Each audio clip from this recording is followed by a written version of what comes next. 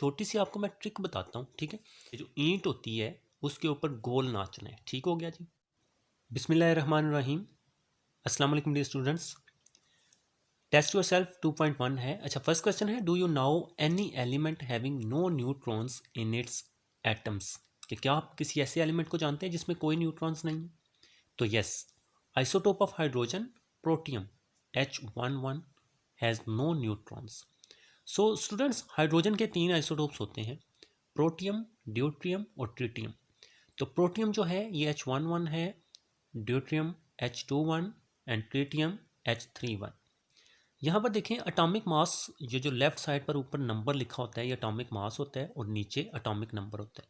अगर हम atomic mass में से एटॉमिक नंबर माइनस करते हैं, निकालते हैं, तो वो न्यूट्रॉन्स की तादाद शो करवाता है। अब जो प्रोटियम है H11 है, इसमें से अगर 1 में से 1 माइनस करेंगे तो 0 आ जाएगा, यानी कि इसमें कोई न्यूट्रॉन नहीं है। सिमिलरली अगर हम ड्यूट्रियम देखें तो H21 है, मीन 2 में से 1 निकालेंगे तो 1, तो ड्यूट्रियम में एक न्यूट्रॉन है। जबकि ट्रिटियम है तो इसमें 3 में से 1 माइनस करेंगे तो 2 आ जाएगा, तो इसमें 2 न्यूट्रॉन्स हैं। सो प्रोटियम H11 जो है, प्रोटियम H11, इसमें कोई न्यूट्रॉन नहीं है। अच्छा, नेक्स्ट क्वेश्चन है, who discovered an electron, a proton and a neutron.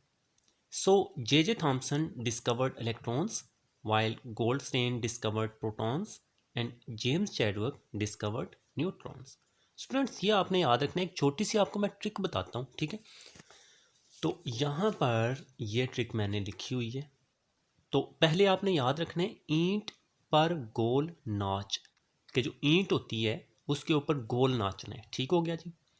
अच्छा, अब यहाँ पर जो ईंट है इसमें En जो है ये इलेक्ट्रॉन के लिए है, इलेक्ट्रॉन, और T मीन थॉमसन। सो यहाँ पर यू कैन से के जो इलेक्ट्रॉन्स हैं उसको J.J. थॉमसन ने दरियाफ्त किया, ठीक है। अच्छा, नेक्स्ट देखें, पर गोल। सो पर mean proton and goal mean Goldstein. So Goldstein ने प्रोटॉन्स को डिस्कवर किया। एंड इसी तरह से नाच, Na mean neutron and CH mean Chadwick. ये बस आपको जुमला याद रखना होगा, ठीक है। ईंट पर गोल नाच, ईंट मीन इलेक्ट्रॉन थॉमसन, पर गोल प्रोटॉन गोल्डस्टेन, नाच न्यूट्रॉन चैडविक। सो इस तरह से you can easily remember them. अगर आप भूल जाते हो तो ये आपकी हेल्प कर सकता है। अच्छा, नेक्स्ट क्वेश्चन है, how does electron differ from neutron. So electron और न्यूट्रॉन्स में क्या डिफरेंस होता है, तो वो हमने बताना है। अच्छा, सबसे पहले स्टूडेंट्स एक बात याद रखिएगा, अगर वो किसी भी दो चीज़ों के दरमियान हमें डिफरेंस पूछ रहे हैं ना, तो हम उस एक चीज़ का नाम इधर लिख लेते हैं, एक का इधर। सो इनकी जो प्रॉपर्टीज़ हैं वो ऑलमोस्ट एक दूसरे के अपोजिट होंगी, ठीक है। सो वो हम उनको बता देंगे कि ये इनमें डिफरेंस है। सो फर्स्ट अब चार्ज के हवाले से बताते हैं, ठीक है।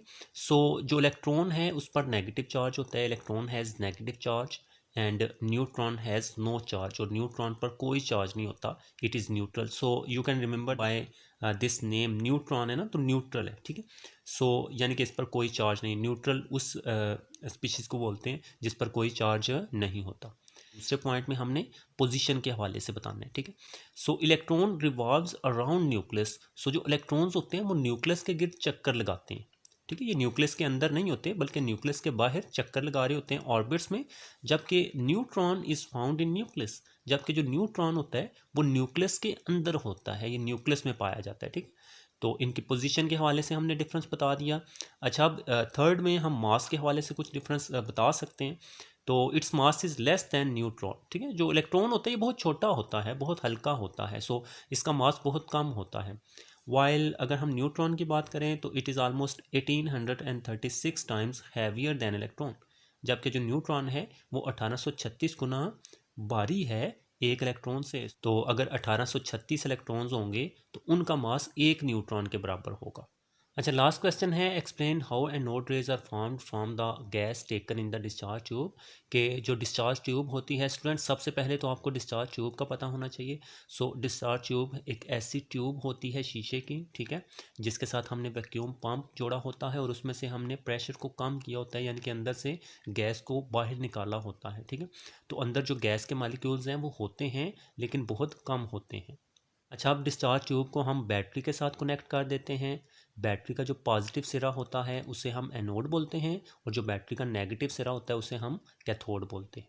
तो अब चलिए देखते हैं क्या होता है। तो these rays are not produced at anode. So first of all आपने याद रखना है कि एनोड पर ये रेज जो हैं ये पैदा नहीं होती, सो ओरिजिनेट नहीं करती हैं एनोड से खारिज नहीं होती। तो देखते हैं कहाँ से होती हैं। When cathode rays collide with gas molecule. Students आप याद रखिएगा कैथोड रेज में ही इलेक्ट्रॉन्स होते हैं और कैथोड रेज जो हैं ये कैथोड से खारिज होती हैं। तो जब ये गैस मॉलिक्यूल्स के साथ कोलाइड करती हैं, टकराती हैं, गैस मॉलिक्यूल्स आर आयोनाइज्ड।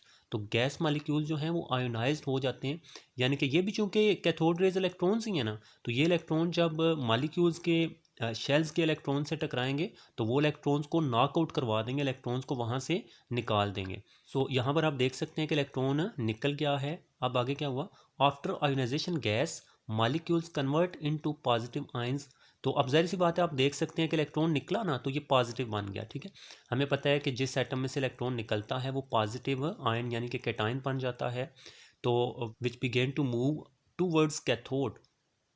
सो यहाँ पर देखें, अब ये जो मॉलिक्यूल आयोनाइज हुआ है इसमें से इलेक्ट्रॉन निकला है तो इस पर पॉजिटिव चार्ज आए। अब ये कैथोड की तरफ मूव करेगा क्योंकि कैथोड पर नेगेटिव चार्ज होता है और पॉजिटिव और नेगेटिव एक दूसरे को कशिश करते हैं। सो ये यहाँ पर कैथोड की तरफ मूव करेगा। These positive ions are called anode rays और इन्हीं पॉजिटिव आयंस को हम एनोड रेज बोलते हैं, ठीक है। इक्वेशन की फॉर्म में आप इसको ऐसे लिख सकते हैं कि ये पहले गैस का मॉलिक्यूल था ना जो डिस्चार्ज ट्यूब में था, इलेक्ट्रॉन ये आए, ये कैथोड रेज में जो इलेक्ट्रॉन्स हैं वो आए, इसके साथ टकराए और इसमें से एक इलेक्ट्रॉन को निकाला, ठीक है। तो ये पॉजिटिव आयन बन गया यानी कि कैटायन बन गया और ये दो इलेक्ट्रॉन्स जो उधर चले गए हैं, ठीक है। एक इलेक्ट्रॉन जो है वो कैथोड रेज का आया और एक इलेक्ट्रॉन इस मॉलिक्यूल से निकला है तो ये एम पॉजिटिव बन गया। अब यही जो एम पॉजिटिव हैं ये कैथोड की तरफ मूव करेंगे और यही कैनाल रेज या एनोड रेज होती हैं।